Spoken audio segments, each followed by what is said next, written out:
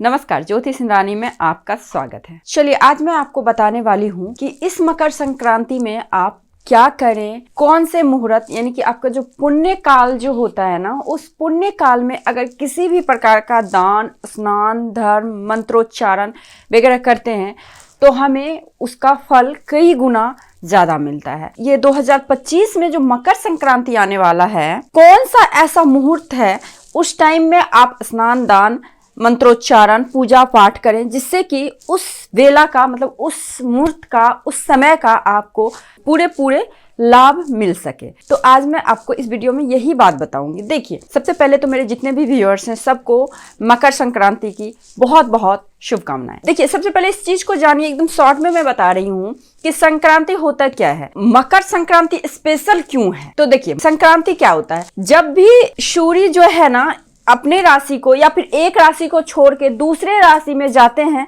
तो वो संक्रांति होता है। यानी कि पूरे साल में 12 संक्रांति होते हैं, तो 12 संक्रांति में मकर संक्रांति ही क्यों खास है। इसलिए ये खास है कि मकर संक्रांति के दिन एक तो सूर्य उत्तरायण होते हैं, है ना, इसको संक्रांति भी बोलते हैं, कहीं खिचड़ी भी बोला जाता है, कहीं पे उत्तरायण भी बोलते हैं। तो इस टाइम क्या होता है, जितने भी शुभ काम होते हैं, यानी कि 2025 में 14 जनवरी को मकर संक्रांति है, तो जितने भी शुभ काम, विवाह से संबंधी हो गया, गृह प्रवेश या फिर किसी भी प्रकार के पूजा पाठ अनुष्ठान वगैरह सारे कार्य जो है ना ये प्रारंभ हो जाएंगे जैसे ही सूर्य उत्तरायण होंगे। अब सूर्य उत्तरायण क्या है, तो शास्त्र में ऐसा लिखा गया है कि देवताओं का दिन और रात होता है, 6 महीने दिन और 6 महीने रात। जब सूर्य उत्तरायण होते हैं तो सारे देवताओं का दिन हो जाता है। देवताओं के दिन होने को ही हम लोग उत्तरायण बोलते हैं और इसीलिए ये संक्रांति ज्यादा स्पेशल होता है। और इस टाइम पूजा पाठ दान का बहुत ही ज्यादा महत्व है, क्योंकि ऐसा कहा जाता है कि पिता अपने पुत्र के घर आते हैं। अक्सर क्या होता है ना, पुत्र अपने पिता के घर जाते हैं, लेकिन ये जो टाइम पीरियड होता है ना, इस टाइम तो सूर्य अपने पुत्र के घर आते हैं। इसीलिए हम लोग मकर संक्रांति मनाते हैं, क्योंकि मकर राशि में सूर्य का प्रवेश मकर राशि में होता है। तो 2025 में जो है ये 14 जनवरी को पड़ रहा है। अब 14 जनवरी को कौन सा बेला है, कौन सा टाइम है, 9:03 से लेके शाम के 5:46 में सूर्य देव मकर राशि में रहेंगे। 9:03 से शाम के 5:46 तक ये पुण्य काल है। अब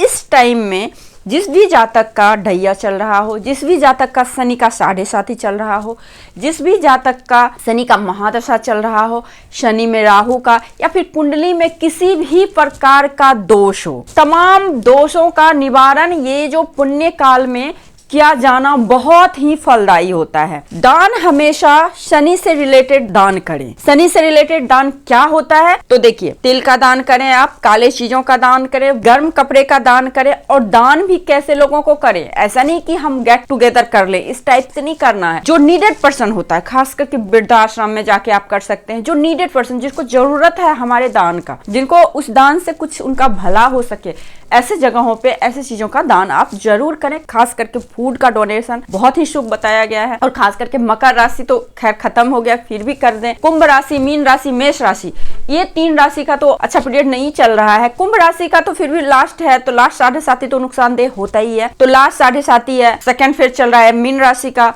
फर्स्ट फेज चलेगा 29 मार्च के बाद मेष राशि का। तो इन लोगों को शनि से रिलेटेड स्पेशल उपाय करना ही करना चाहिए और इस टाइम पीरियड में करें तो बहुत ही फलदायी होता है। और इस बार तो और ज्यादा, कितने सालों के बाद ये महाकुंभ आया है, तो ये साल तो स्पेशल है ही है, मंगल का भी साल है न्यूमरोलॉजी के अकॉर्डिंग। तो आप लोग सब इसी समय में शनि से रिलेटेड दान करें। ये दान करने से, ये स्नान करने से, मंत्रोच्चारण करने से, खास करके इस टाइम में मंत्र का उच्चारण आप कर सकते हैं। शनि देव से रिलेटेड मंत्र हो, सूर्य देव से रिलेटेड मंत्र हो, अगर इन 2 ग्रहों से रिलेटेड मंत्र का अगर आप उच्चारण करते हैं तो आपको बहुत ही ज्यादा फलित होगा। यानी कि आप साल भर में कुछ भी दान पुण्य स्नान नहीं कर रहे हैं, सिर्फ आप संक्रांति के दिन भी करते हैं तो बहुत ही ज्यादा ये लाभदायक होता है। और अब मतलब 15 जनवरी के बाद सारे शुभ काम आप करना प्रारंभ कर सकते हैं। तो आई थिंक आप लोगों को समझ में आया होगा कि ये मकर संक्रांति क्यों स्पेशल है और क्यों होता है मकर संक्रांति में ही दान पुण्य का ज्यादा महत्व है। शुभ टाइम भी आपको मैंने बता दिया, तो 14 जनवरी को मकर संक्रांति आप लोग मनाइए बहुत अच्छे से। और एक चीज और, इसमें ना पतंग उड़ाने का बहुत ही ज्यादा महत्व है। तो क्या होता है ना, मैनिफेस्टेशन होता है ना, किसी चीज का हम मैनिफेस्टेशन करते हैं, तो मैनिफेस्टेशन क्या करते हैं, एकदम खुले आकाश में करो, उस जगह पे करो जहां पे आपका आवाज जाए यूनिवर्स तक, है ना। पूरे अपने सारे ऑर्गन को खोल के रखना चाहिए एकदम से अच्छे से। तो इसीलिए इस टाइम पतंग उड़ाने का बहुत ज्यादा प्रचलन है। तो उस पे आप अपना कोई विश भी लिख के आकाश में भेज सकते हैं, ठीक है। तो इससे भी ज्यादा आपको फल अच्छा मिलेगा। तो बस आज के लिए बस इतना ही। चलिए एक बार फिर मेरे सारे व्यूअर्स को हैप्पी मकर संक्रांति, सभी को बहुत बहुत शुभकामनाएं मकर संक्रांति की। नमस्कार।